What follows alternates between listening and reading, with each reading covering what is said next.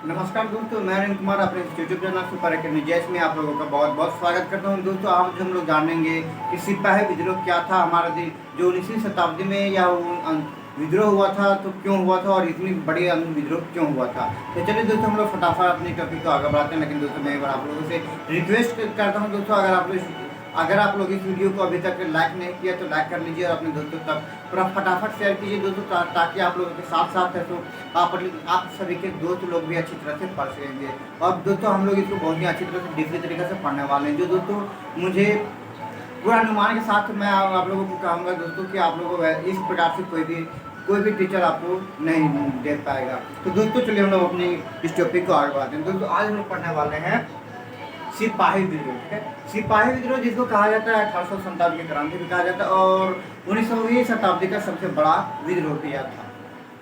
दोस्तों अगर आप लोगों को आवाज़ में जा रहा होगा गाना तो उधर पे ध्यान ना दीजिएगा दोस्तों, चूँकि मैं आप लोग उसको कंसंट्रेट नहीं कर पाऊंगा, उधर मैं रोक नहीं पाऊंगा, क्योंकि वह बगल की जो है वो वहाँ पे शादी हो रहा है तो वहाँ पे तो कन्फर्म हुए लोग बजाए रहे। तो दोस्तों आप लोग इस आवाज़ को ना सुन करके मेरी इस आवाज़ को सुनिएगा। तो दोस्तों मैं आप लोगों से रिक्वेस्ट कर रहा हूँ कि बिल्कुल भी इधर उधर ध्यान नहीं दीजिएगा, बिल्कुल सिर्फ मेरे वॉइस पे मेरी आवाज़ को सुनिए और अच्छी तरह से सुनिएगा, ताकि आप लोगों को जरा से भी अगर बाद में प्रॉब्लम नहीं हो। तो दोस्तों चलिए हम लोग जानते हैं। हम लोग सबसे पहले जानेंगे कि 1857, ठीक है, 1857 में सिपाही विद्रोह क्यों हुआ था।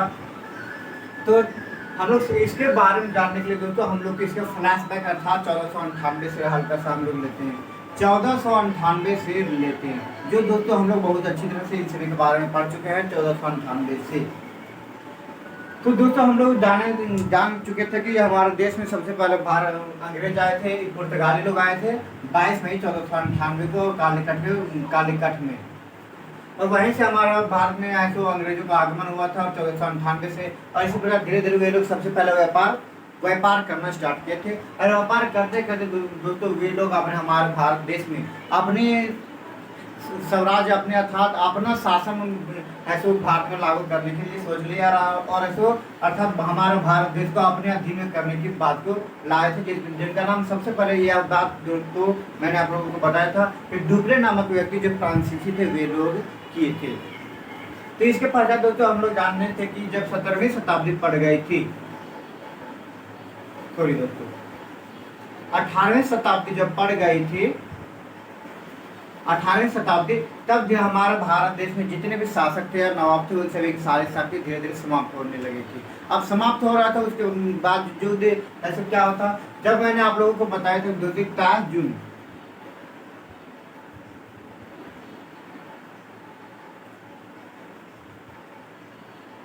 1757, मैंने आप लोगों को बताया 4 जून 1757। यहाँ पर अगर आप लोग इस वीडियो को मेरे पिछले वाले वीडियो देखा होगा तो आज आ गया होगा कि 4 जून 1757 क्या है। इसी दिन दोस्तों प्लासी का युद्ध हुआ था, जिसके कारण से इसी प्लासी युद्ध में हमारे भारतीय नवाब है सो हार गए थे, जिसके कारण से भारत हमने अंग्रेज का नींव पड़ गया था अपने अधीनता गुलाम होने का, अर्थात हमारा देश है सो इसी डेट के बाद ऐसा हमारा देश अंग्रेजों के अधीन में गुलाम हो गया था। तो इसके बाद दोस्तों हमारे भारत में जितने भी नवाब थे, शासक थे, उन सभी का सारा शक्तियाँ समाप्त होने लगी थी और धीरे धीरे सब ऐसा अंग्रेजों का हाथ में जा रहा था। उसी बीच मैंने आप लोगों को बताया था कि दोस्तों एक बार 22 अक्टूबर को भी युद्ध हुआ था। 22 अक्टूबर 1764 को युद्ध हुआ था, जो दोस्तों मीर कासिम और अंग्रेजों के बीच में हुआ था। मीर कासिम और सुजौदौला और शाह आलम द्वितीय के बीच में। तो आप लोग दोस्तों यहाँ तक पूरा अच्छी तरह से पढ़ चुके थे। तो हम लोग दोस्तों यहाँ भी आप जान गए थे। और दोस्तों मैंने आप लोगों को यहाँ भी बताए हुए हैं कि जब 1857 की क्रांति के कारण क्या था। कुछ दोस्तों मैंने आप लोगों को इसमें बताया था कि झांसी के बारे में बताए थे हम कि झांसी से ऐसे रानी लक्ष्मीबाई 1857 की क्रांति में नेतृत्व क्यों किए थे। झांसी से अवध के बारे में भी मैंने आप लोगों को बताया। पूना जो है महाराष्ट्र में, वहाँ के बारे में भी मैंने आप लोगों को बताया। झांसी, अवध और दिल्ली के बारे में भी बताया।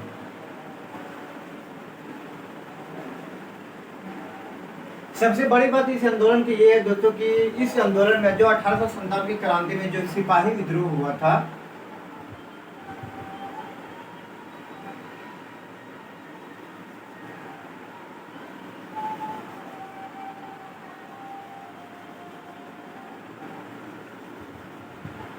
सिपाही विद्रोह हुआ था, इसमें है जो सारे सारे ऐसे लोग थे जो है सो इसमें नेतृत्व करता, सब के सब, कोई नवाब था, कोई शासक था, कोई जमींदार था, इन सारे लोग ऐसे सारे सारे सो सभी लोग नेतृत्व कर रहे थे।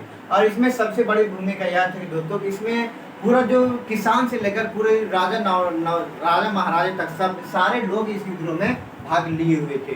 और इसका नाम सिपाही विद्रोह को पढ़ने का कारण क्या था दोस्तों, मैंने आप लोगों को बताऊंगा मैं बहुत अच्छी तरह से कि सिपाही विद्रोह क्यों पड़ा था, इसको जन विद्रोह क्यों नहीं कहा गया था। जहाँ तक दोस्तों इसको कहा जाए तो जन विद्रोह भी कहा जाता है, लेकिन दोस्तों अधिक मात्रा में अगर आप लोगों को अगर देखा जाए तो इसको सिपाही विद्रोह के नाम से जाना जाता है। और 1857 की क्रांति भी कहा जाता है, 1857 की क्रांति भी कहा जाता है।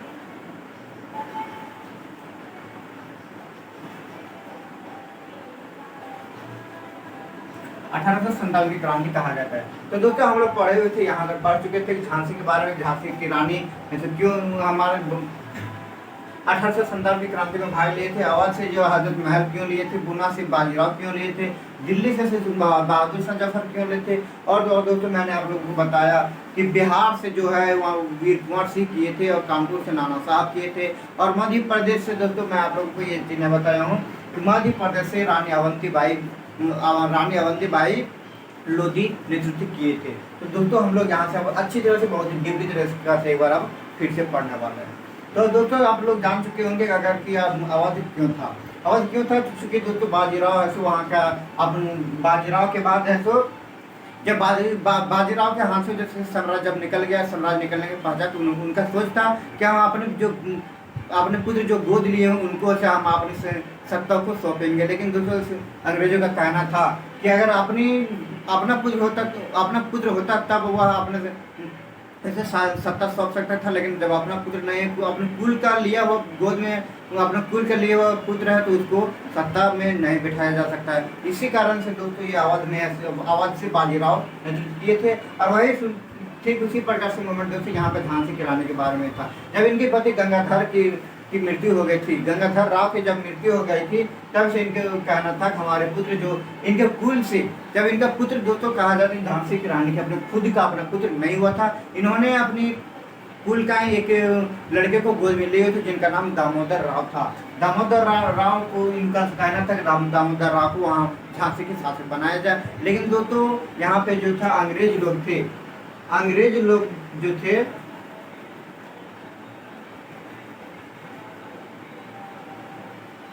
अंग्रेज लोग जो थे ये सभी लोग ऐसे झांसी को अपने अधीन में करना चाहते थे। और इन लोग ऐसे 1854 में दोस्तों 1854 में झांसी को अपने अधीन में कर लिए थे। दामोदर को वहाँ का शासक नहीं बनाया गया था, जिसके कारण से झांसी की रानी से झांसी से नेतृत्व किए थे। और दोस्तों पुणे से यहाँ पे जो पुणे है, यहाँ पे नाना साहब के थे। पुणे दोस्तों बाजीराव, पुणे में जो नाना साहब थे, इनका कहना था जो बाजीराव का ये पुत्र है नाना साहब, इनका कहना था कि जो हमारे पिता को पेंशन दिया जाता तो उसी पेंशन हमें दिया जाए, लेकिन उनको ऐसे पेंशन नहीं दिया जा रहा था, इसलिए पुणे से ऐसे नाना साहब नेतृत्व कर रहे थे।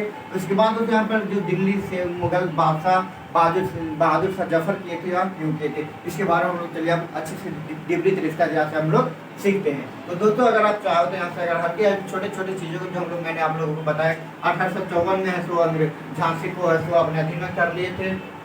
4 जून 1757 में जो प्लासी का युद्ध हुआ था, 22 दिसंबर 1764 को तो महाभारत का युद्ध हुआ था। और 1857 की क्रांति यहाँ पे हम लोग इसको सिपाही विद्रोह भी कहा जाता है। 18वीं शताब्दी से यह विद्रोह चलन का कारण बहुत उत्पन्न हो गया था। तो चलिए दोस्तों हम लोग फिर इसके नेक्स्ट दिल्ली से पूरा रिलेटेड अच्छी तरह से जानते हैं।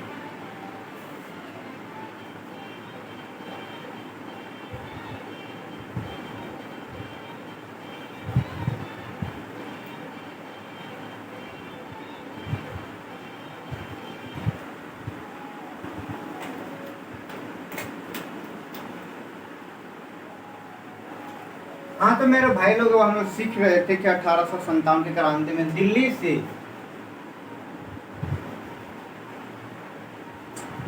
से बहादुर शाह जफर क्यों नेतृत्व किए थे।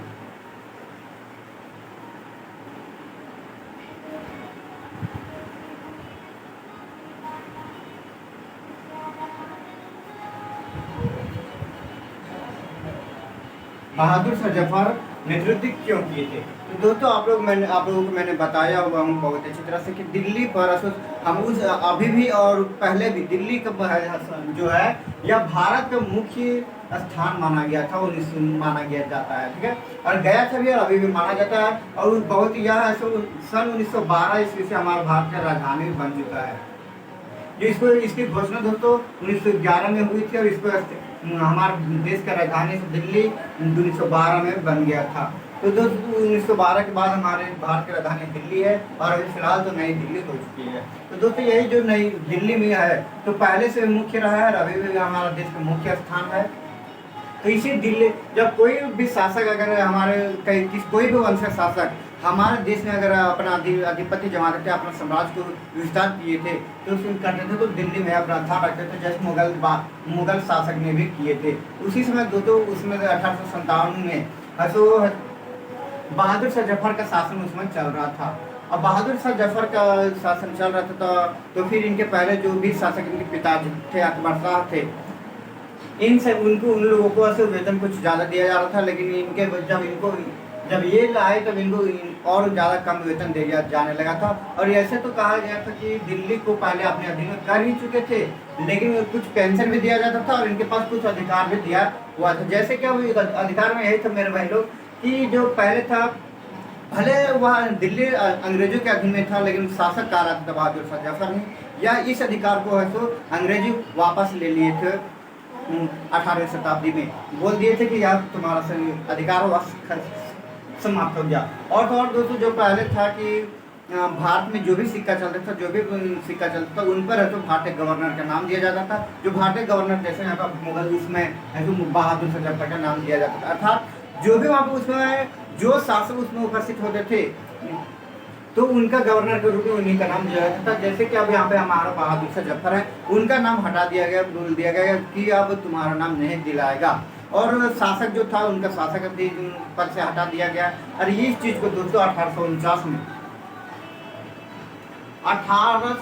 में लॉर्ड डलहौजी ने है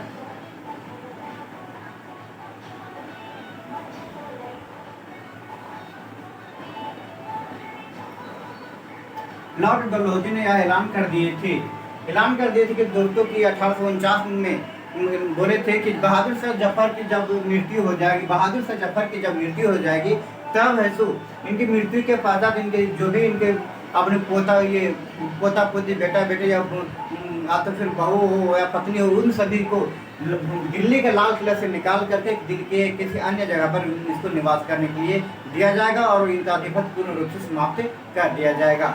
इस चीज को ऐलान किया था 1849 में लॉर्ड डलहौजी ने। और उसी चीज को दोस्तों जब 1856 आया था, 1856 में लॉर्ड विलियम बेंटिंग ने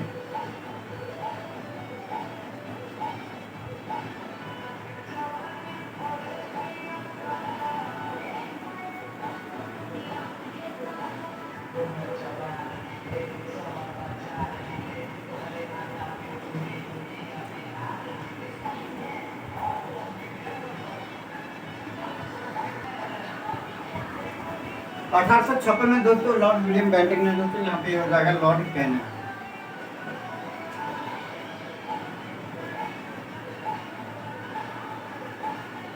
लॉर्ड कैनिंग इन्हीं के शासन काल में दोस्तों हमारे भारत देश में सन 1853 में प्रथम 16 अप्रैल 1853 को हमारा भारत देश में रेल का उपयोग किया गया था, जो ट्रेन जो हमारे भारत देश में चलाया जा रहा है।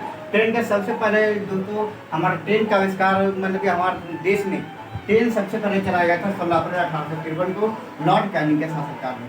इसे 1856 में दोस्तों लॉर्ड कैनिंग ने बोल दिए थे कि मुगल बहादुर शाह जफर की जब मृत्यु हो जाएगी तब है तो बहादुर शाह जफर की मृत्यु के बाद कोई भी शासक ऐसा नहीं, कोई भी अगर शासक बनेगा तो उसको शासक नहीं कहा जाएगा। वहाँ मतलब कि शासक ही नहीं रहेगा, वहाँ पर उसको सिर्फ उनके पुत्र को शासक नहीं बल्कि राजकुमार कहा जाएगा। उनके पुत्र को क्या राजकुमार कहा जाएगा।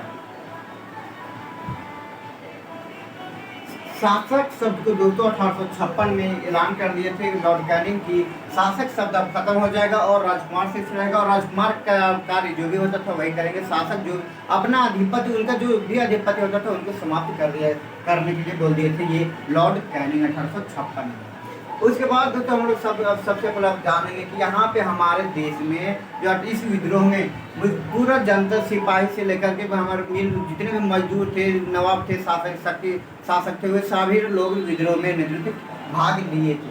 अब तो धीरे धीरे हम लोग जानेंगे कि हमारे हमारे गांव में रहने वाले कृषि लोग हैं वह लोग क्यों भाग लिए। गांव में रहने वाले कृषि लोग हैं वह 1857 क्रांति में भाग क्यों लिए थे। अब भाग लेने का कारण यही दोस्तों मैंने आप लोगों को बताया 23 जून 1757, जब इस दिन परासी के युद्ध में अंग्रेज जीत गए थे सिराजुद्दौला को, जब सिराजुद्दौला की हार हो गई थी, तब उसके पश्चात दोस्तों इन लोगों ने इतना ज्यादा भारत में लूटपाट कर दिए थे और इनकी सब हमारे बंगाल में तो उसी समय तो सबको भूख से बहुत सारे लोग मर गए थे, 2 वक्त की रोटी भी नहीं मिल पा रहा था। उसी प्रकार ठीक जहाँ पे हमारे धीरे धीरे 19वीं शताब्दी आ गई थी, तब है सो पूरा भारत में इस चीज को फैला दिए थे। किसी पर इतना कर्ज हो गया था कि अपने कर्ज को पूरा मुक्त नहीं कर पा रहे थे। अगर किसी व्यक्ति से कर्ज लिए हुए थे उनको अपनी कर्ज से मुक्त नहीं हो पा रहे थे, और जब किसी भी कार्य करते थे उन पर से उनको कर देना पड़ रहा था। तो धीरे धीरे इस कर का भी बढ़ रहा था, लेकिन उनकी वेतन जो कमाई थी उनकी में ऐसी वृद्धि नहीं हो रही थी। सिर्फ ऐसे करने में वृद्धि हो रहा था, इनकी जो भी कमाई थी उनकी वृद्धि नहीं हो रहा था, जिससे यही था कि वे लोग कर देते अपनी 2 वक्त की रोटी भी खाना नहीं जुटा पाते थे मेरे भाई लोग। और 2 वक्त की रोटी जब वैसा कौन सा ऐसा व्यक्ति होगा जब पूरा मेहनत बहुत ही ज़्यादा करेगा और 2 वक्त की रोटी अपने परिवार के लिए नहीं दे पाएगा, उसको वह व्यक्ति क्या करेगा। दोस्तों यही कारण था कि जब वो बहुत ही मेहनत हमारे भारतीय लोग कर रहे थे, लेकिन भारतीय के लिए से, लेकिन फिर भी 2 वक्त की रोटी उनको परिवार को नहीं मिल पा रहा था, जिसकी वजह से और हमारे भारतीय कृषि में इतना ज़्यादा गुस्सा आ गया था ताकि उन वे लोग कहने लगे थे हम लोग विद्रोह करेंगे। ऐसी चीज़ को लेकर के दोस्तों कर के कारण और एक और जो अपनी कर्ज लिए थे उनको नहीं दे पा रहे थे और उसको उधर से बहुत ज़्यादा दबाव आ रहा था, जिसके कारण से कृषि लोग हमारे जो भी हैं वे लोग 1857 की क्रांति में भाग लिए थे। तो यहाँ तक आप लोग समझ में आगे कृषि लोग भाग क्यों लिए थे। अब है नेक्स्ट दोस्तों सिपाही।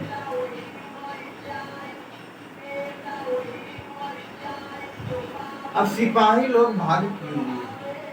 सिपाही लोग दोस्तों इसलिए भाग लिए थे कि मैंने आप लोगों को बताया कि कोई भी ऐसा व्यक्ति है, वैसा कोई जब तक उन पर किसी प्रकार की ठेस नहीं पहुंचेगा तब तक वे लोग किसी भी चीज में अपने कदम नहीं बढ़ाते हैं। दूसरी प्रकार दोस्तों जब सिपाही लोग यहाँ पे भाग निभाए तो आप यहीं से दोस्तों मैंने आप लोगों को यहाँ पता चल जाएगा कि सिपाही विद्रोह इसको क्यों कहा गया।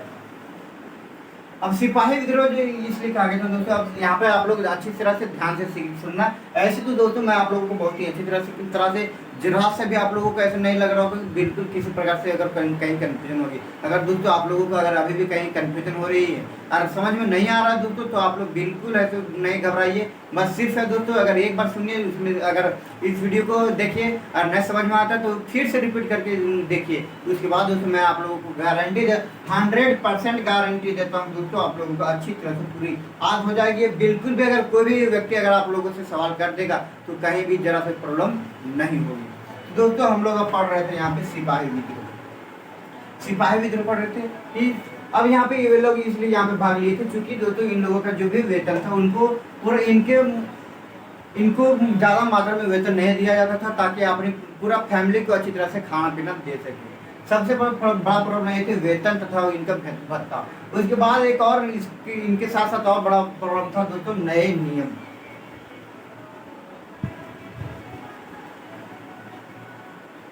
नए नियम इनका बहुत बड़ा प्रॉब्लम था।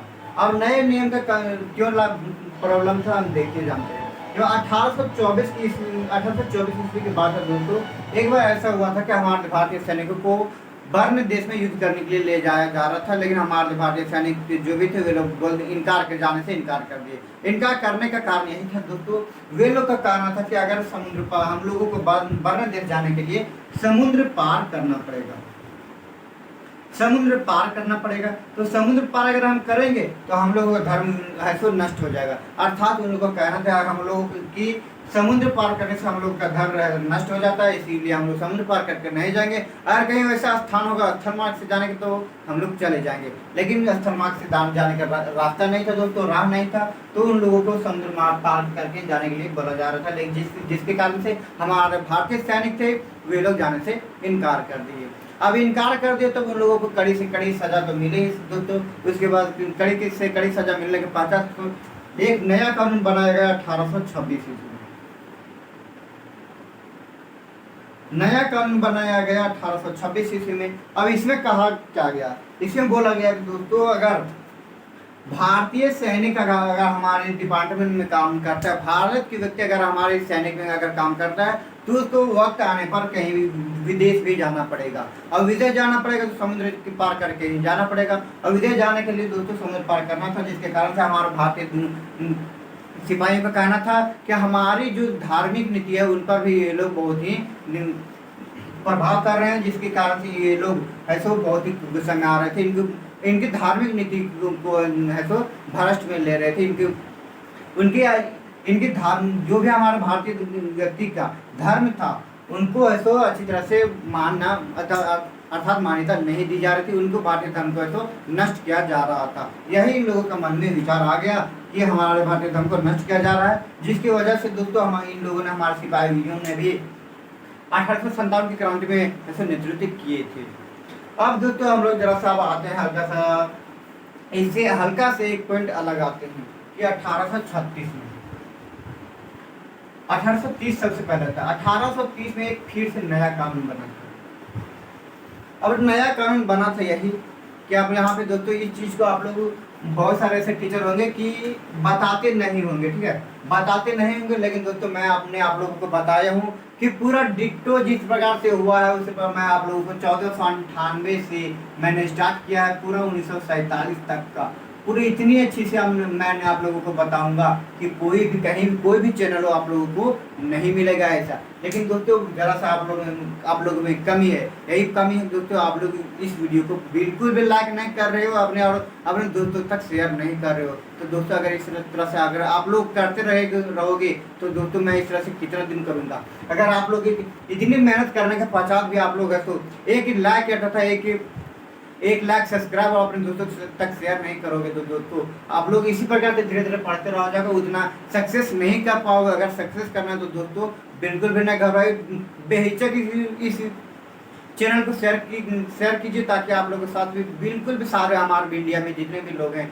वे लोग सारे अच्छी तरह से पढ़ सकेंगे। तो दोस्तों मैं आप लोगों से बार बार रिक्वेस्ट कर रहा हूँ कि अपने दोस्तों तक जरूर शेयर कीजिए, क्योंकि दोस्तों मैं अगर आप लोग शेयर करोगे तब मैं आप लोगों के साथ बहुत ही जल्द है। तो फिर जितनी जल्दी शेयर करोगे, जितनी जल्दी सब्सक्राइबर बढ़ाओगे उतनी जल्दी मैंने आप लोगों के साथ फिर लाइव भी आ जाऊंगा। तो लाइव आने के लिए दोस्तों अगर लाइव पढ़ना चाहते हो तो दोस्तों आप लोग इस वीडियो को जरूर से जरूर पूरा इतना ज़्यादा शेयर करो, इतना ज़्यादा शेयर करो कि पूरा इंडिया में यह वीडियो फैल जाए। तो दोस्तों अब हम लोग पढ़ रहे थे यहाँ पे 1830 में नया कानून।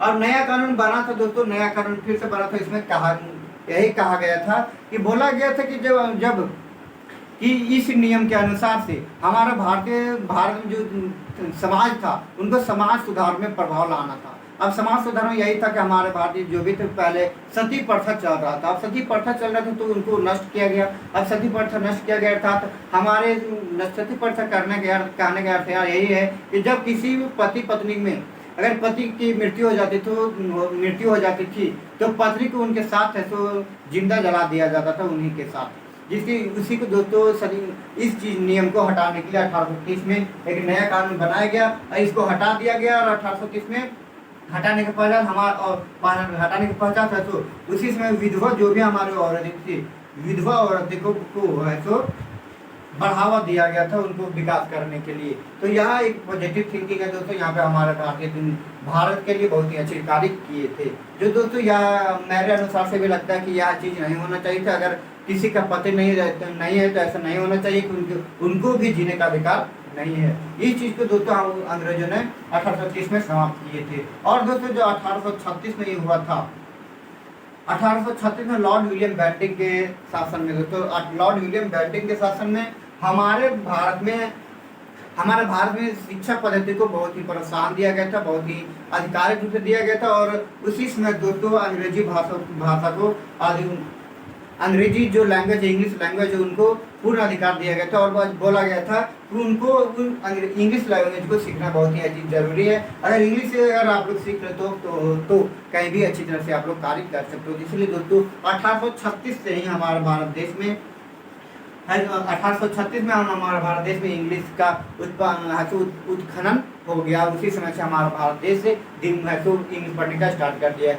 जो दोस्तों आज हमारे अगर इंग्लिश लैंग्वेज कहा जाए तो हमारा भारत देश का एक ऐसा राज्य है जिसमें से राष्ट्रीय भाषा भी कहा गया है, राष्ट्रीय भाषा भी चुन लिया गया। वह राज्य दोस्तों नागालैंड है। नागालैंड की राष्ट्रीय भाषा दोस्तों इंग्लिश ही है। तो दोस्तों आप लोग ये दो पॉजिटिव थिंकिंग जो भी है इनको साथ में हल्का सा लिख लीजिएगा, ताकि आप लोगों को अगर कहीं भी पूछा जाए तो बिल्कुल भी नहीं घबराएं, ठीक है, और अच्छी तरह से देखो। मैंने आप लोगों को इसलिए बताया दोस्तों, चूंकि जो है सो 1857 के इसी नज़दीक में हुआ था, इसीलिए मैंने आप लोगों को इसके बारे में भी बता दिया।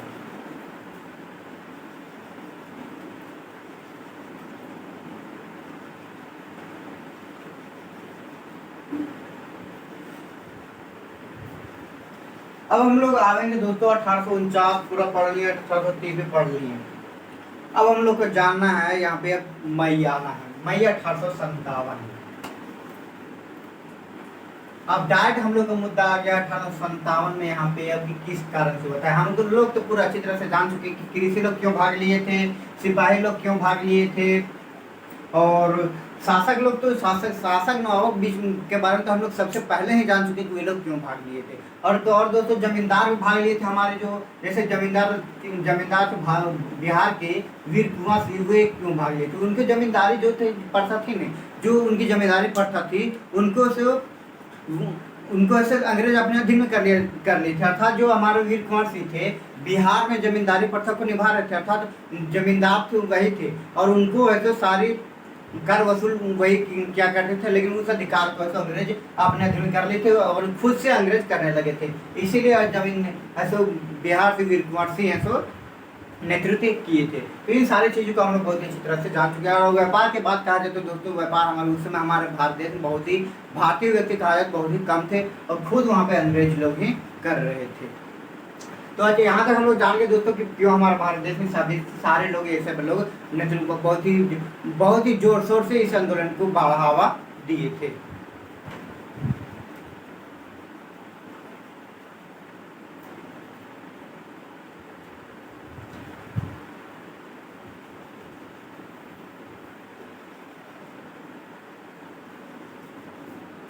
अब हम लोग आने वाले हैं मेरे भाई लोग कि 1857 को, जो भी 1857 में 10 मई को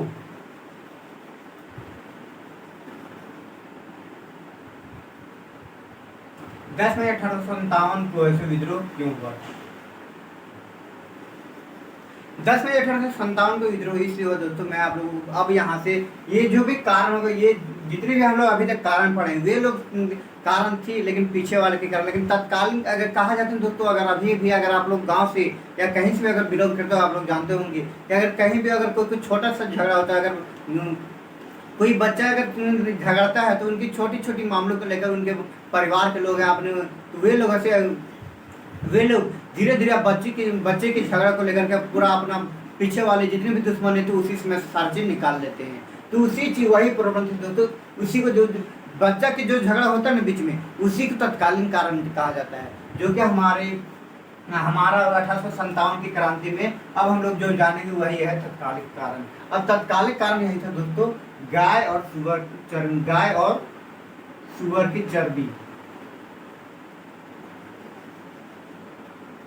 सुअर की चर्बी वाला कारतूस।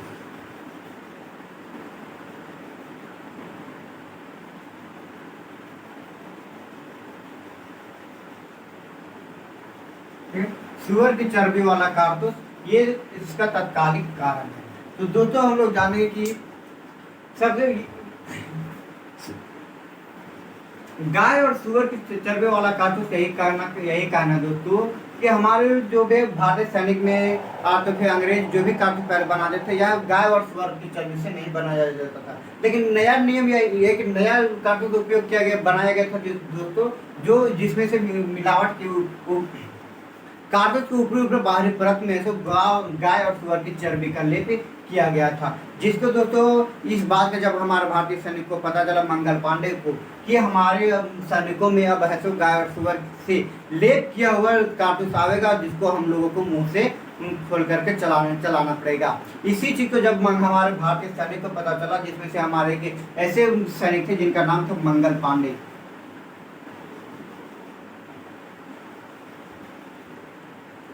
मंगल पांडे थे दोस्तों, यह एक ब्राह्मण धर्म से थे।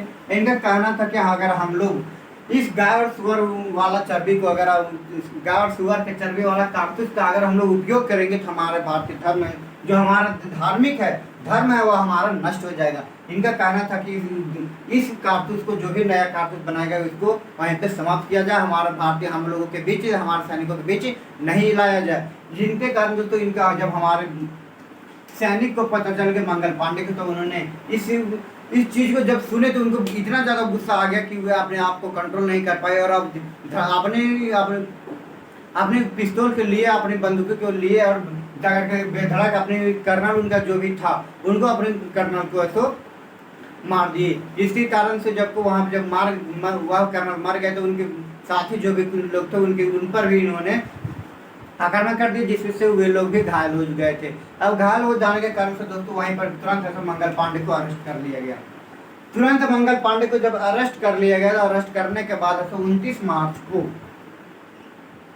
1857 को इनको ऐसा फांसी दे दिया गया। और 29 मार्च को इनको फांसी दे दिया गया, और फिर फांसी देने के पश्चात फिर से वे लोग नहीं माने, और गाय और सुअर के चर्बी वाला कारतूस को 34वीं बटालियन में फिर से ला दिए। और जो हमारे जो मंगल पांडे थे दोस्तों, यह भी 34वीं बटालियन का ही सेना थे, और यह 34वीं बटालियन दोस्तों मेरठ में था। और इनका घर भी दोस्तों मंगल पांडे का मेरठ में, मेरठ के छावनी नामक स्थान में था। और वही मेरठ के छावनी नामक स्थान का 34वीं बटालियन का सेना में इस कारतूस को लाया गया। इस कारतूस को जब यहाँ पे 34 बटालियन में लाया गया, तो इसमें से दोस्तों हमारे भारतीय सैनिक ऐसे थे जो 100 में से 85 सैनिक इस कारतूस को उपयोग करने से इनकार कर दिए। 100 में से 85 सैनिक इस कारतूस को उपयोग करने से इनकार कर दिए। और इनकार करने की वजह से दोस्तों इनको नौकरी से सबसे पहले निकाल दिया गया। जब इन लोगों ने इनकार कर दिया, तब इनको से नौकरी से निकाल दिया गया। और नौकरी से निकालने के पश्चात दोस्तों इन लोगों को 10 वर्ष की सजा भी सुना दी गई। अब हम लोग जानेंगे कि दोस्तों 34वीं बटालियन में यह कारतूस कब लाया गया था, तो 9 मई को लाया गया। 8 मई को लाया गया था। और दोस्तों उन लोगों का यह सजा था, जो 85 सैनिकों को नौकरी से निकाला गया और 10 वर्ष की सजा सुनाया गया था। यह कार्य हुआ था, ये वाला कार्य 9 मई को।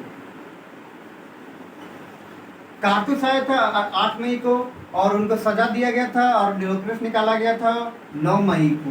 अब हम लोग जानेंगे यहाँ पे 9 मई को जब इनको सजा सुना दिया गया, तो हम जब इनके साथी और साथी थे जो हमारे 85 सैनिक थे, तो ऐसा नहीं था कि मेरठ से उतने ही सैनिक थे। तो और सारे जब सैनिक आए, जब अपने घर वापस लौटने लगे, बाजार गए घूमने के लिए, तब हमारे भारत की जो भी नारियां थी ना, हमारे भारत की जो भी नारी थे, उनको इतना ज़्यादा ताना सुनाने लगे कि वे लोग अपनी शर्म से अपने माथा को झुका दिए थे।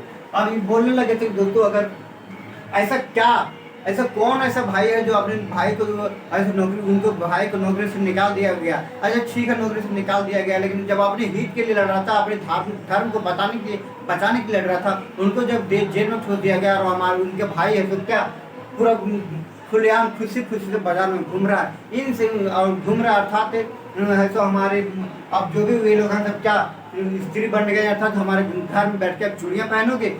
इसी प्रकार से हमारे भारतीय नारी को इन लोगों को बहुत ही ताना सुनाने लगे, जिसके कारण से वे लोग यह भी कहने लगे कि आओ हमारी इस चूड़ी को तुम पहन लो, और हम लोग वहाँ पे अब जाते हैं।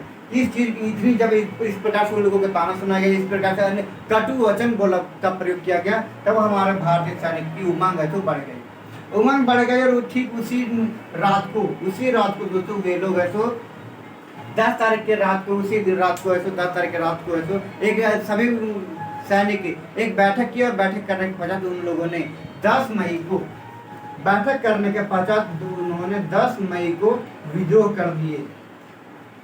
और विद्रोह कर दिया कि जिस जेल में, मेरठ के जेल में उन लोगों को बंद कर दिया गया था, इस 85 सैनिकों को। अब 85 सैनिकों को बंद किया गया था जिस जेल में, उसी जेल में है सो जाकर के अटैक कर दिया, आक्रमण कर दिया, और सभी सारे 85 सैनिकों को बाहर निकाले, और वह अंग्रेजों के पास जितने भी अफसर थे उनको अपने अधीन में कर लिए। और करने के पश्चात वहाँ पर जितने भी अंग्रेज थे उनको मार दिए, और मारने के पश्चात उन लोगों के साथ जितने भी धन थी, दौलत थी, और उनके घर को भी जला डाले थे। अब अर्थात अब मेरठ का कब्जा जो अंग्रेज किए थे मेरठ पर, उनका जब कब्जा वहाँ से हट गया था। अब हट जाने के पश्चात दोस्तों अब यहाँ पे आग ना देखा था, और तुरंत वहाँ से हमारे भारतीय सैनिक है सो 10 मई को ही वहाँ से कुछ सैनिक दिल्ली के लिए निकल पड़े। अब दिल्ली के निकल पड़े तो दिल्ली में भी कुछ हमारे अंग्रेज सैनिक थे जो उन पर हंसो आक्रमण कर दिए, लेकिन हमारे अंग्रेज सैनिक वहाँ पर भी हमारे भारतीय सैनिक हंसो अंग्रेज सैनिकों को मार गिराए, जिसके कारण से वहाँ पे कुछ सैनिक अंग्रेजों को जब मर गए तो अंग्रेजों के बीच हाहाकार मच गया। अब इन लोगों ने, हमारे अंग्रेज जो भी था, वे लोग यह नहीं सोच रहे थे कि अब गाय और सुअर की चर्बी के मामले को लेकर के, गाय और सुअर की चर्बी के मामले को लेकर के इतना बड़ा शायद हाथापाई हो जाएगा। वे लोग क्या सोच रहे थे कि कुछ 1-2 में यह मामला जो भी है वह ठीक हो जाएगा, लेकिन ऐसा नहीं हुआ था। जब वे लोग फिर दिल्ली पहुंच गए दूसरी रात 10 बजे, 10 मई को रात 2 बजे दोस्तों, रात 2 बजे वे लोग दिल्ली पहुंच गए, और दिल्ली पहुंच करके बहादुर शाह जफर वहाँ के जो शासक थे उनके पास गए, और उन्होंने अपने साथ है तो अपने साथ तो उनको भी अपने इस आंदोलन में अपने नेता घोषित करने लगे, लेकिन जो कि उनको स्वीकार नहीं था। अब स्वीकार नहीं था दोस्तों, स्वीकार नहीं था, तब है सो उनको बहुत ही अच्छी तरह से समझाया बुझाया, तब उनको अपना नेता बना दिए, जो कि अंततः बहादुर शाह जफर ने, जब बहादुर शाह जफर है सो अपने नेतृत्व करने के लिए स्वीकार कर लिया, और नेता उन लोगों का बन गए। और उन लोगों ने यह भी बोल दिया कि जब हमारा भारतीय देश आज़ाद हो जाएगा तो बहादुर शाह जफर को ही हम लोग इसको शासक बनावेंगे। तो दोस्तों अब हम लोग यहाँ तक जान चुके हैं कि दिल्ली तक 1857, ठीक है, सिपाही विद्रोह क्यों कहलाया। सब सिपाही विद्रोह का कारण आप लोग यहाँ से अच्छी तरह से जान चुके होंगे कि सिपाही विद्रोह क्यों कहलाया। सच चुकी दोस्तों यहाँ पे सिपाही हमारे भारतीय सैनिक जो भी थे बहुत ही बड़ी भूमिका निभाए। अब हम लोग थोड़ी सी जानेंगे दोस्तों हल्का से इसके बैक। अब यहाँ से इसके हल्का सा बैक किसमें जानेंगे दोस्तों कि अब हम लोग को सबसे जानना है कि यह विद्रोह में तो कुछ चिन्ह भी रखा गया था, तो उनको किस लिए रखा गया था, किस प्रकार से हुआ था। आप लोग जो यहाँ पे आप पढ़े होंगे कि दोस्तों कि इस विद्रोह का डेट है तो 31 मई को रखा गया था, लेकिन आप बोलोगे कि हमको इस चीज़ को आप बताए नहीं सर, अब सीधा और आ गए कहाँ 10 मई में आ गए, इस चीज़ को तो आप हमको बताए नहीं 31 मई की क्या हुआ था। अब हम लोग चलिए हल्का से इसके बारे में जानते हैं 31 मई को डेट क्या, कैसे और किस प्रकार से रखा गया था।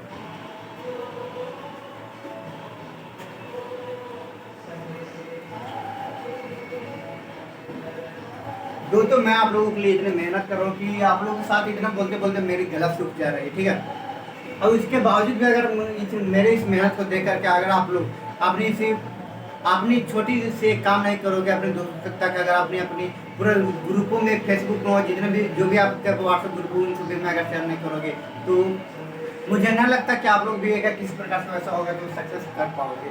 लेकिन दोस्तों मैं आप लोगों से पूरी रिक्वेस्ट करता हूँ दोस्तों आप लोग भी मेरे साथ दीजिए, और आपके साथ साथ आप लोगों के अपने दोस्तों के साथ दीजिए, ताकि आप लोगों के साथ साथ अपने आपके दोस्त भी अच्छी तरह से पढ़ सकेंगे। मैं आप लोगों को गारंटी देता हूँ मेरे भाई लोग, गारंटी देता हूँ कि इतनी अच्छी तरीके से डिटेल से कोई भी टीचर आप लोगों को नहीं बतावेगा, ठीक है। अब हम लोग चलिए जानते हैं किस मई के बारे में।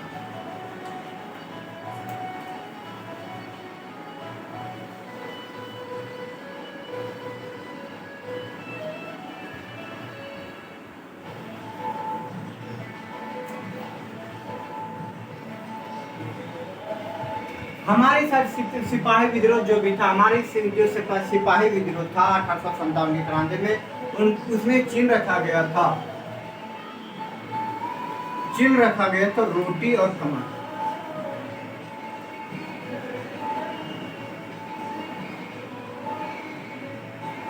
हम लोग अब यहाँ पे जानेंगे दोस्तों कि मैंने आप लोगों को बताया पूरा अवध के बारे में, जो कि नवाब शासक क्यों लिए थे भाग, और अंग्रेजी या हमारे कृषि लोग क्यों भाग लिए थे, सिपाही लोग क्यों भाग लिए थे। जो मैंने आप लोगों को 1824 की घटना को बताया दोस्तों, मैंने जो 1824 1826 की घटना को मैंने आप लोगों को बताया। इन सभी घटना को लेकर हमारे भारतीय सैनिक थे, वे लोग विद्रोह करने के लिए तैयार थे भी। और हमारे बहादुर शाह जफर थे, बहादुर शाह जफर जो जिनको 1849 में कुछ घोषणा किया गया था, इन सारे अधिकार को ले लिया गया था। 1856 में इनको ऐसे हटाने की बात किया गया था। इन सारी चीज़ों को लेकर के हमारे भारत में यह निश्चित किया गया था कि हम लोग आंदोलन करेंगे। इसकी वजह से हमारे पूरे भारत में यह चीज़ को फैलाने के लिए पूरा प्रचार प्रसार किया गया था। लेकिन प्रचार प्रसार किया गया था तो ऐसा नहीं दोस्तों, आज जिस प्रकार से कहीं भी प्रचार प्रसार या फिर जिसको विज्ञापन कहा जाता है, विज्ञापन होता है, उस प्रकार से नहीं होता था। और हमारे देश में अगर विज्ञापन की अगर किसी भी चीज़ की होती है रेडियो में थमा दिया जाता है। अभी तो ऑनलाइन के ज़माना है दोस्तों, तो यूट्यूब अगर आप खोलते हो तो अगर किसी का जरा से ऑनलाइन हो तो तुरंत ऐसी ऐसी चीज़ के सारी चीज़ के प्रचार आने लगते। उस प्रकार से हमारे देश में पहले नहीं होता था, टेक्नोलॉजी से उपयोग नहीं होता था हमारे देश में दोस्तों। उसमें जैसे बहुत सारे ब्रह्मचारी सन्यासी ऐसे व्यक्ति थे, तो उन सभी के माध्यम से गुप्त रूप से किया जा रहा था। वे लोग एक दूसरों तक इस संदेश को पहुंचाते थे कि हमारे देश में विद्रोह होना है, आप इस विद्रोह में क्या शामिल साथ दोगे। तो उसमें दोस्तों चिन्ह रखा गया था रोटी और कमल। अब रोटी का क्या उपयोग था? रोटी का उपयोग तो यही था दोस्तों, अगर कुछ कहीं भी अगर कोई भी रियासत या कोई भी गांव में अगर उसको भेज दिया जाता था, तो उनके गांव के मुख्य सेना, गांव के मुखिया को मुख्य जो व्यक्ति थे उनके पास भेजा जाता था रोटी को। अगर अपने हाथ में रहते और कुछ अगर थोड़ी रोटी का कार्य था, उनका कार्य था कि रोटी की थोड़ी सी टुकड़ी को खा लेना और फिर नेक्स्ट अगले गांव तक पहुंचा देना। उनका मुख्य कार्य यही था। और उनका मुख्य कार्य यही था। अगर कहीं बीच में ऐसा होता कि रोटी खत्म हो जाता तो ठीक उसी प्रकार से रोटी बना करके एक रोटी बना करके उनको ऐसे फिर नेक्स्ट गांव के मुखिया तक पहुंचा देना था।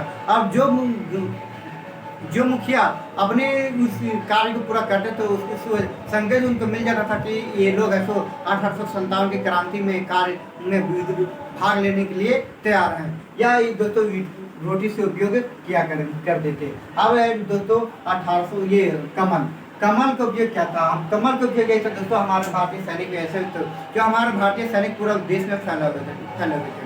ऐसा कोई ऐसा क्षेत्र नहीं था जहाँ पे हमारे भारतीय सैनिक नहीं थे। और उनका कार्य यही था दोस्तों, अगर जितने भी सैनिक थे उन सारे सैनिकों में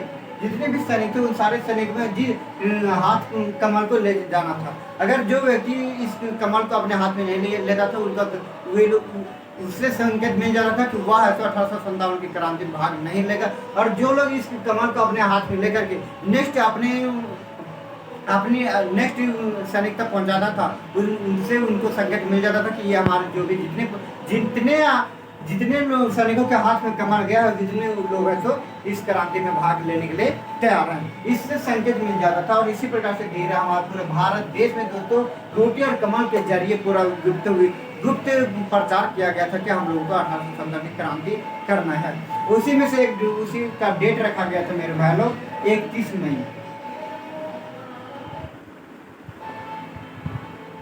1857। ठीक है, 31 मई 1857 डेट रखा गया था। अब डेट रखा गया था, लेकिन इस डेट को सारे लोग, हमारे सारे भारतीय को पता नहीं था, सिर्फ मुख्य व्यक्ति को पता था। और मुख्य व्यक्ति को पता होने के कारण से दोस्तों यह जो गलती हुई थी 10 मई 1857 जो हुआ था, यह दोस्तों जो भी सैनिक लोग विद्रोह किए थे उनको पता नहीं था कि हमारे भारत देश में विद्रोह के लिए 31 मई का डेट रखा गया है, उनको मालूम नहीं था। इसीलिए दोस्तों वे लोग अपनी जो भी उनको ताना दिया गया था, अलग अलग ऐसे कटुवचन बोले गए थे, उनको ऐसे अपने दिल में बिठा करके 10 मई को स्टार्ट कर दिए थे। और यह जो भी कारण दोस्तों जिसके कारण हमारा 1857 की क्रांति का एक असफलता का भी कारण बताता है कि वक्त से पहले अटल क्रांति को शुरू कर देना। और दोस्तों असफलता का कारण एक और मैंने आप लोगों को बता चुका हूँ कि हमारे भारतीय में जितने भी सैनिक जितने भी लोग थे वे अपने हित के लिए कार्य कर रहे थे। अब जो कि मैंने आप लोगों को बता चुका, जमींदार लोग थे, नवाब थे, राजा थे, वे लोग क्यों लड़ रहे थे। तो हम लोग यहाँ पर आप जान चुके कि 31 मई को आंदोलन शुरू ना करके 10 मई को ही क्यों किया गया। तो आप लोग यहाँ तक बिल्कुल भी परेशानी अगर अभी भी हो रही है तो दोस्तों कमेंट करके जरूर से जरूर हमको बताइएगा, ताकि मैं आप लोगों को कंफ्यूजन को दूर कर सकूँ। ठीक है, अब हम लोग जानेंगे कि 10 मई को जब यहाँ पर छिड़ गया था तत्कालीन कारण जो गाय के चर्बी को लेकर के, अब छिड़ने के पश्चात दोस्तों जब दिल्ली के नेतृत्व जब हम बहादुर शाह जफर तैयार हो गए थे देने के लिए, तो उसके बाद एक सप्ताह तक लगातार कहीं भी हमारा भारत देश में विद्रोह नहीं हुआ था। अब विद्रोह नहीं हुआ था, विद्रोह नहीं करने का कारण यही था मेरे भाई लोग, तो उन लोगों का सोचना था कि अगर अभी तुरंत हम लोग विद्रोह करेंगे तो हो सकता है हम लोग तुरंत हम लोगों को यहीं पे असफलता हो जाएगी। क्योंकि अगर हमारे भारतीय देश में किसी भी चीज़ का पता करने अगर कहीं प्रचार प्रसार होने में टाइम लग रहा था, जिसकी वजह से वे लोग बीच में हो गए थे। अगर उतनी जब दो जगह पे वे लोग दिल्ली में कुछ सैनिकों को मार दिए थे, मेरठ में मार दिए थे, तब इतनी दो जगह पे मारने के पश्चात उन लोगों को मालूम था कि हमारे कुछ दिनों के बाद पूरा भारत में पता चल जाएगा और सबको पता चल जाएगा हाँ अब हम लोग क्रांति स्टार्ट हो गई है, इसीलिए और सभी एक साथ अटैक करेंगे। इसीलिए दोस्तों एक सप्ताह तक लगातार नहीं किया गया था, और एक सप्ताह के बाद फिर से 1857 की क्रांति जो पूरा इतना घमासान इतना बिजोड़ स्टार्ट हो गया कि हमारे जो भी हमारे देश में उपस्थित थे अंग्रेज लोग, उनको यहाँ पर राह पाना बहुत ही मुश्किल होने लगा था। लेकिन बात ये बहुत ही ऐसी बदनसीबी की है दोस्तों कि हम इतना होने के बावजूद पूरा भारत देश से हम उन लोगों को वहाँ से हटाया, हर जगह से जो भी कब्जा किए थे उनको है तो हमारे भारतीय सैनिक अपने अधीन कर लिए थे। लेकिन बदनसीबी यही है दोस्तों कि फिर से ऐसा हुआ कि पासा पलट गया, अर्थात अंग्रेज फिर से अधिपति जमा लिए। अब कैसे जमाए थे उसके बारे में हम लोग पढ़ते हैं। हम लोग सबसे पहले अब हल्का से जानेंगे दोस्तों, जो शुरू में हल्का से हम लोग ऐसे पढ़ चुके हैं कि झांसी से जो नेतृत्व करता थे कौन कौन कहाँ से, तो एक बार हम लोग चलिए एक बार फिर से अच्छी तरह से अब जान लेते हैं।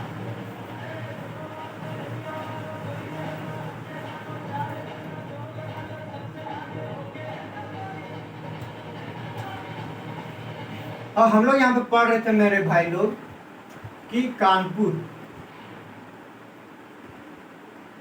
कानपुर से नाना साहब,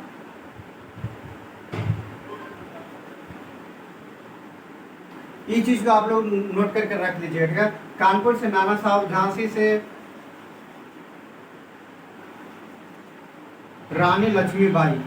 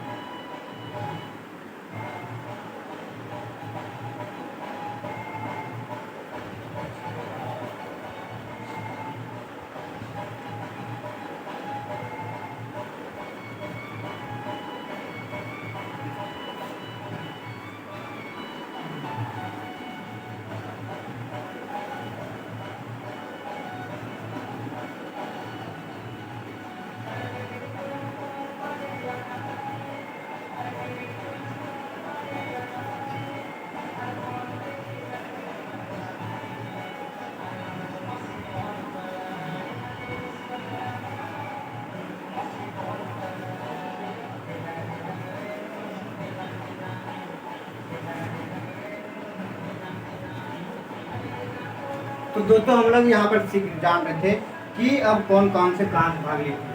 कानपुर से नाना साहब, झांसी से रानी लक्ष्मीबाई, महाराष्ट्र से बाजीराव, दिल्ली से बहादुर शाह और मध्य प्रदेश से रानी अवंतीबाई लोधी, और लखनऊ से हजरत महल और बिहार से वीर कुंवर सिंह। इतने लोग इतने जगह से बाजी नेतृत्व कर रहे थे।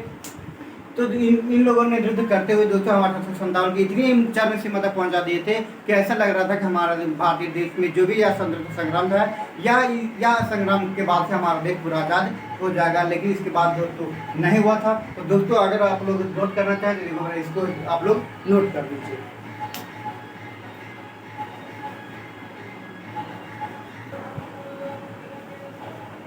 तो दोस्तों मैं आप लोगों के साथ आप लोग उम्मीद करता हूँ आप लोग बिल्कुल अच्छी तरह से आप नोट कर लिए होंगे।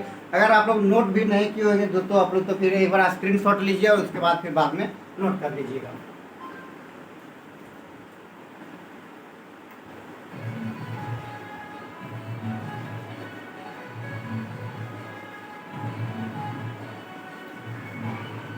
हम लोग पढ़ रहे थे कि दोस्तों ये लोग सारे बहुत ही अच्छी तरह से नेतृत्व कर रहे थे और हमारे भारतीय 1857 के क्रांति में नेतृत्व भी कर रहे थे।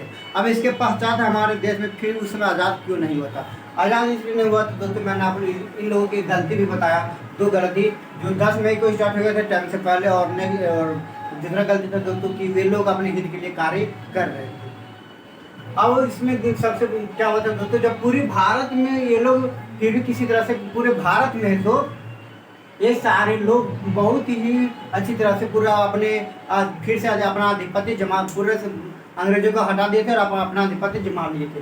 उसके बावजूद ऐसा किस प्रकार से वे लोग फिर से आधिपत्य जमाए समझते अंग्रेज। जब उतनी हो गई थी तो दोस्तों अंग्रेज इतना ज़्यादा कठोर व्यक्ति थे कि वे लोग यहाँ से हार मान करके यहाँ से वापस नहीं गए, ना हार ना मान के फिर से और सारे सैनिक अपने यूरोप से मंगाए।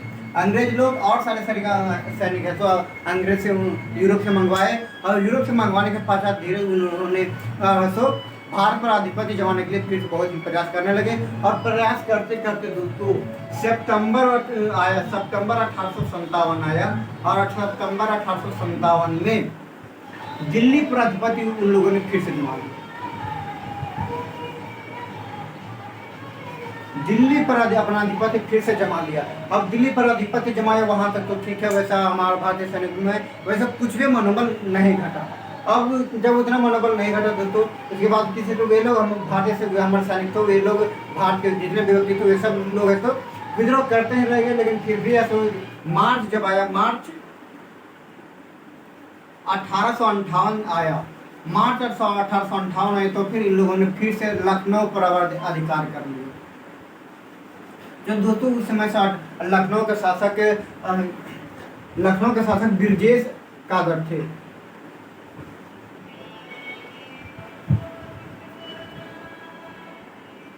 जो हजरत महल के पुत्र था, और वो वाजिद अली शाह का पुत्र, वाजिद अली शाह तथा हजरत महल का पुत्र था ब्रजेश कादर, और जो 1856 में इनके 11 वर्ष की अवस्था 11 वर्ष हुआ था।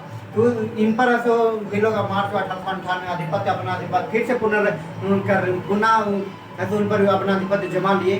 तब दोस्तों हमारे भारतीय सैनिकों तथा जितने भी जनता थे उन लोगों का मनोबल घटने लगा, और जो हमारे जनता जो भी लोग थे उनको जिनको साथ देते थे उन विद्रोह में साथ दे रहे थे उनको वे लोग छोड़ करके अपने वापस घर लौटने लगे। अब घर लौटने लगे तो अब इसका एक कारण यह भी था दोस्तों कि अंग्रेज लोग अब हमारे भारतीय को लालच देना स्टार्ट कर दिए। अब लालच देने लगे थे कि जो भी जमींदार हैं वे अपने आधिपत्य को अपने जमींदारी को अपने खुद से अपने निर्वाह करेंगे, वे लोग अपनी जमीन पर अपना अधिकार जमाएंगे। और ऐसे बोला गया था कि जो लोग हमारे भारतीय सैनिकों को अभी तक नहीं मारे उनको नौकरी दिया जाएगा, वेतन दिया जाएगा, उन पर किसी प्रकार का कर नहीं दिया, कर वसूला नहीं जाएगा। इस प्रकार से बहुत सारे ऐसे दिया जाना अनेक प्रकार से लालच दिया जाने लगा, जिसके कारण से हमारे भारतीय सैनिक धीरे धीरे छोड़ देने लगे, अब साथ में विद्रोह के साथ देने लगे। अब इसी प्रकार से जब धीरे धीरे होने लगा तब तो फिर जून आया, जब जून 1858 आया तो उसी जून 1858 में रानी लक्ष्मीबाई को मार दिया गया। रानी लक्ष्मीबाई को मार दिया गया। अब रानी लक्ष्मीबाई को मार दिया गया तब ऐसे झांसी पर भी इनका आधिपत्य जम गया। और झांसी पर आधिपत्य जम गया तो फिर ऐसा हुआ कि धीरे धीरे इसका फिर से इसके कुछ दिन बाद 18 जून 1858 के कुछ दिन बाद जो मध्य प्रदेश से मध्य प्रदेश के मांडला क्षेत्र से जो रानी अवंती बाई कर रही थी नेतृत्व, रानी अवंती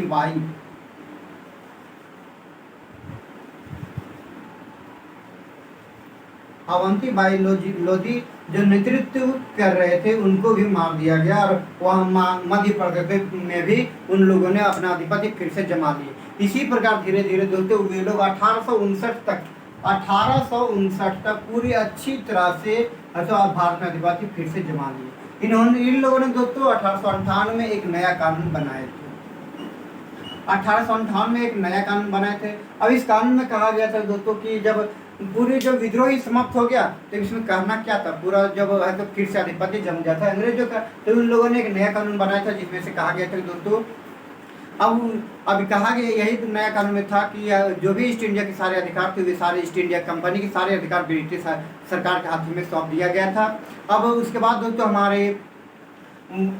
हमारी जो भी तो जैसे कि वो हमारे देश में पहले गवर्नर चला जा रहा था। इस विद्रोह के बाद दोस्तों मैं आप लोगों को जो भी बता रहा हूँ अभी ये सब कार्य जो विद्रोह के बाद हुआ था। अब हुआ क्या कहता है अच्छी तरह से आप लोग समझ लो, ठीक है।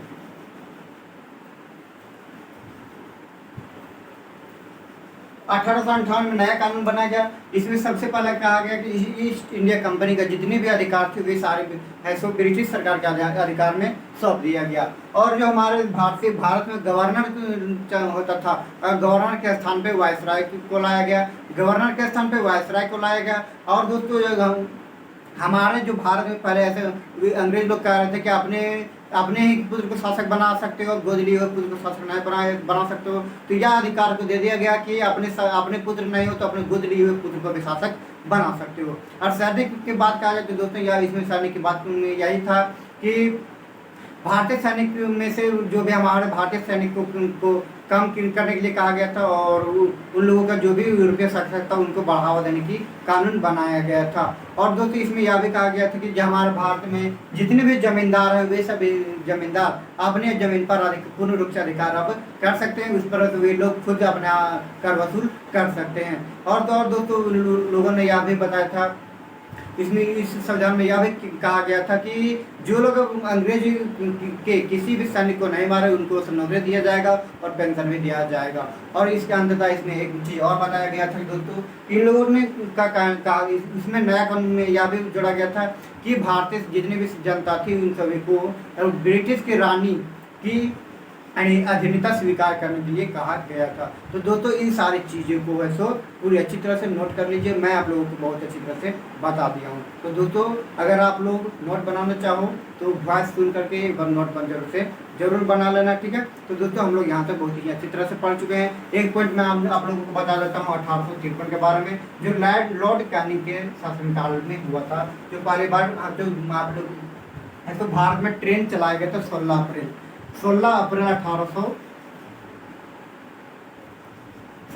1853 में लॉर्ड कैनिंग के शासनकाल में चलाया गया था प्रथम बार भारत में ट्रेन, जो दोस्तों बहुत ही अच्छी चीज़ें थी। और 1836 में भी 1836 में अंग्रेजी शिक्षा का प्रोत्साहन दिया गया था, शिक्षक पद्धति को बहुत ही प्रोत्साहन दिया गया था। और 1830 में नए कानून के साथ सती प्रथा को अंत किया गया था। कुछ ऐसे कार्य थे दोस्तों जो हमारे भारत में अंग्रेज बहुत ही अच्छे कार्य करके गए जिसके कारण से हमारा भारत देश कुछ अभी तक विकास भी विकास किया है। तो दोस्तों मैं आप लोगों के साथ आप लोगों का पूरी उम्मीद के साथ कहता हूँ दोस्तों अब बिल्कुल भी जरा से प्रॉब्लम नहीं होता 1857 की क्रांति इस सिपाही विद्रोह में। अगर आप लोगों को समझ में नहीं आया तो दोस्तों इस वीडियो को 2 से 3 बार जरूर देख लेना, ताकि आप लोगों को जरा से कहीं कन्फ्यूजन हो वह भी पूरी अच्छी तरह से समाप्त हो जाए। तो चलिए दोस्तों हम लोग फिर मिलेंगे इस अगले वीडियो में। लेकिन दोस्तों मैं आप लोगों से एक बार फिर से अब रिक्वेस्ट करता हूँ दोस्तों, अगर आप लोग इस वीडियो को अभी तक लाइक शेयर सब्सक्राइब नहीं किया इस चैनल को तो लाइक कर लीजिए, शेयर कर लीजिए अपने इस चैनल को और इस वीडियो को, और अपने इस चैनल को सब्सक्राइब कर लीजिए ताकि मेरे हर वीडियो की नोटिफिकेशन